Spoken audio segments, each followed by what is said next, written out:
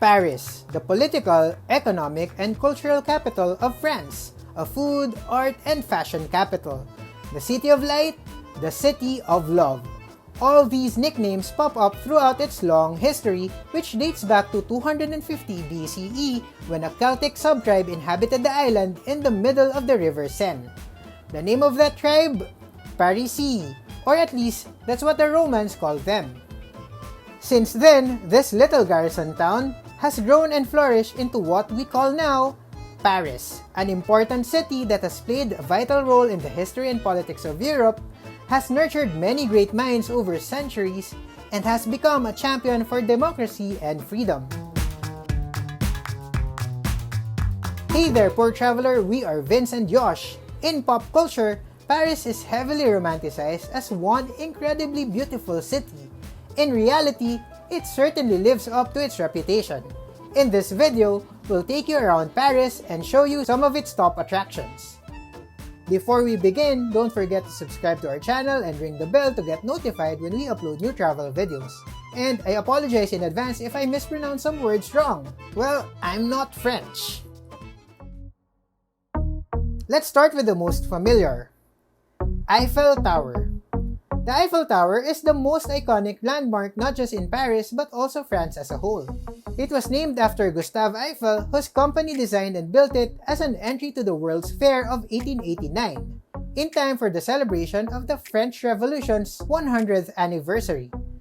The tower is over 300 meters and has 3 levels that are accessible to the public. You don't need to pay anything if you simply come close or explore its base, but entrance fees are collected if you wish to climb. Expect long lines for the tickets, so it's highly advised to make a reservation before your visit. There are 2 types of tickets, one for just the first 2 floors and the other for all 3 levels.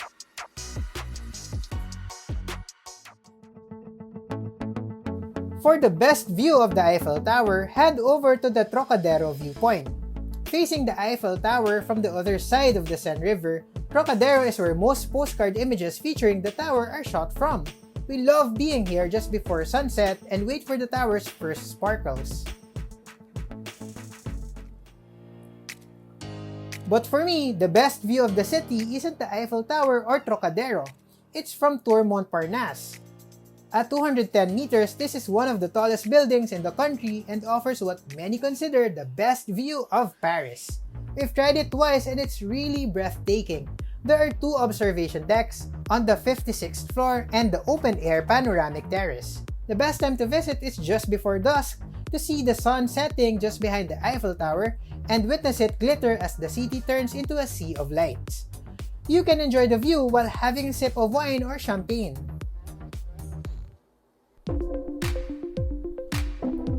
No Paris itinerary is complete without a stop at Musée du Louvre, or simply the Louvre. Housing approximately 38,000 pieces from ancient civilizations to modern times, the vast museum is currently regarded as the largest art museum in the world. It is also the most visited globally, recording almost 10 million visitors in 2019 alone. We have spent 2 days going around it and we were still not able to see it all. See the Mona Lisa, it's pretty small, Venus de Milo, and many other pieces from Greece, Italy, Egypt, Northern Europe, and France.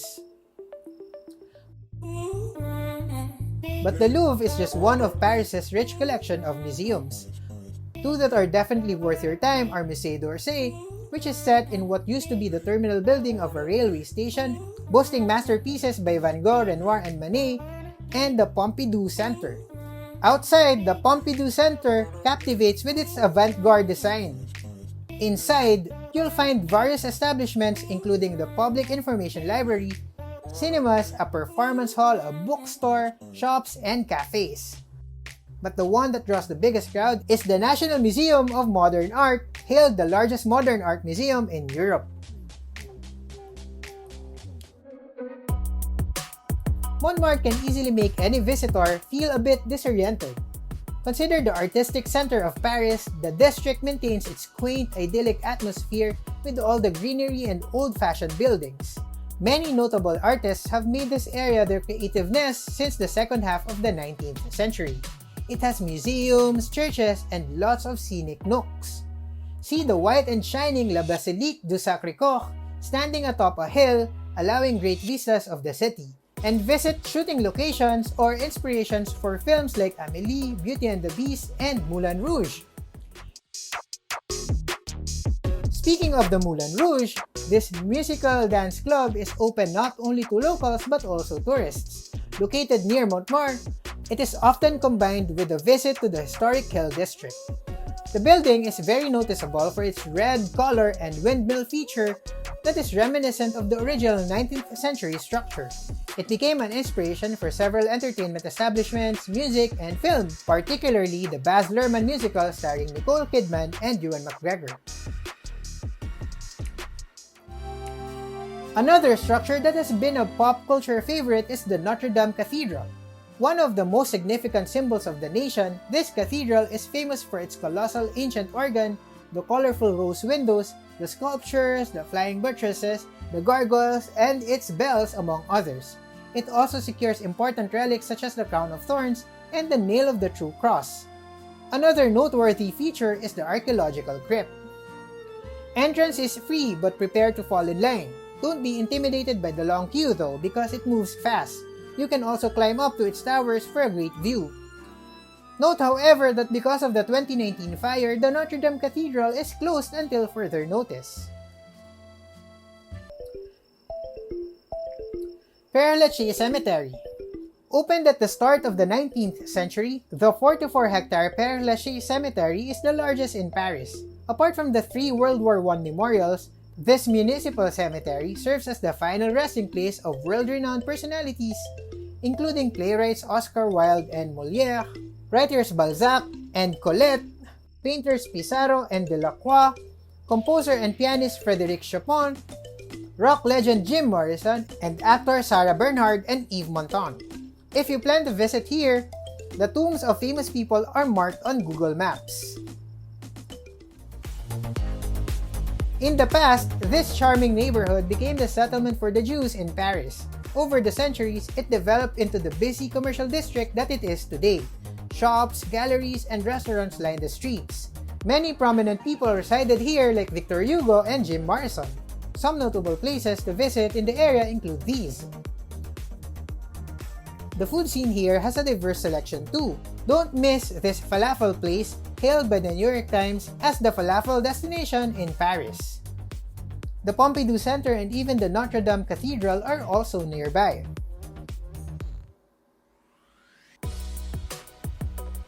Champs-Élysées.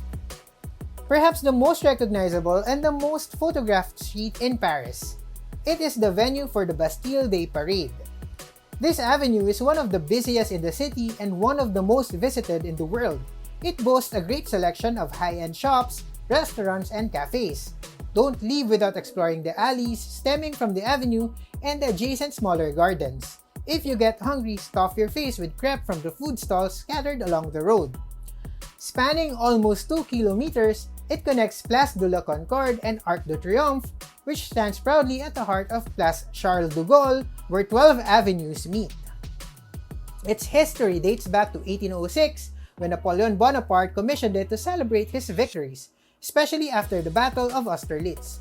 It is one of the most iconic monuments of Paris and one of the country's cultural landmarks. It features the Tomb of the Unknown Soldier, engraved names of war heroes and names of the battles won, a museum, and some exhibits. On the other end of Champs-Élysées is Place de la Concorde, a historic square. With an area of more than 7 hectares, it is considered the largest square in Paris. This 18th century square had witnessed many public executions. One of the high-profile cases is that of King Louis XVI. Today, it is adorned with 2 fountains, the Maritime Fountain and the Fountain of the Rivers, and a Luxor obelisk, a 3,000-year-old 23-meter structure shipped from Egypt in 1833. Next to the square lies the Jardin des Tuileries, which is an ideal spot to rest and relax after hours of sightseeing. Here you'll find 2 spacious ponds surrounded by lanes of manicured trees which are studded by various statues. In the southwest nook stands the Musée de l'Orangerie, which houses the works of Monet. If you keep walking across the garden, you'll eventually reach the Arc de Triomphe, the Carrousel, and then the Louvre. If London has the Thames and Rome has the Tiber, Paris has La Seine. The seductive Seine flows through the city, punctuated by 37 bridges, including the picturesque Pont Neuf, and lined by several historic landmarks such as the Notre Dame Cathedral and the Conciergerie, a royal palace turned prison where Marie Antoinette and other prominent figures were incarcerated before their execution. If you want to just savor the moment of being in the city of love while cruising along the Seine, you can book a 1-hour cruise tour, which is usually inclusive of headsets for onboard commentary on a comfortable glass-roof boat with a terrace. Paris is a melting pot of culinary flavors and traditions, so have a delightful taste of the city as you scour the food hubs for a very filling gastronomic adventure. Grab a crepe or waffle from any of the kiosks, try some escargot or snails, dig into duck confit and beef bourguignon, be tempted by the colorful macarons and creme brulee. You may also join a food tour around any of the city's districts like Le Marais, Montmartre, Saint-Germain, and Saint-Martin. Versailles. Okay, not really within the city, but don't leave Paris without a side trip to Versailles. The city is best known for the opulent Chateau de Versailles and its gardens, a UNESCO World Heritage Site since 1979 and an important historical monument of France.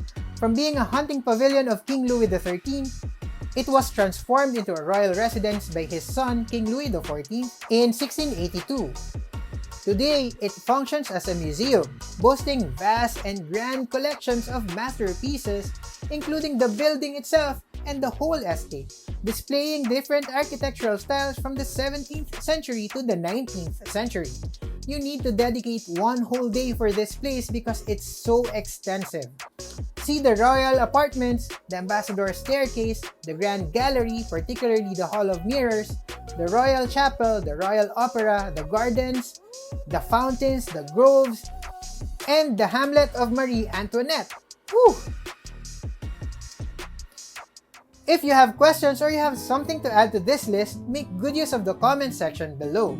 If you need more information about traveling around Paris, you'll find a comprehensive travel guide with a sample itinerary on our website, www.thepoortraveler.net, or check out the links in the description. You can also follow us on Instagram, TikTok, Facebook, Twitter, and YouTube.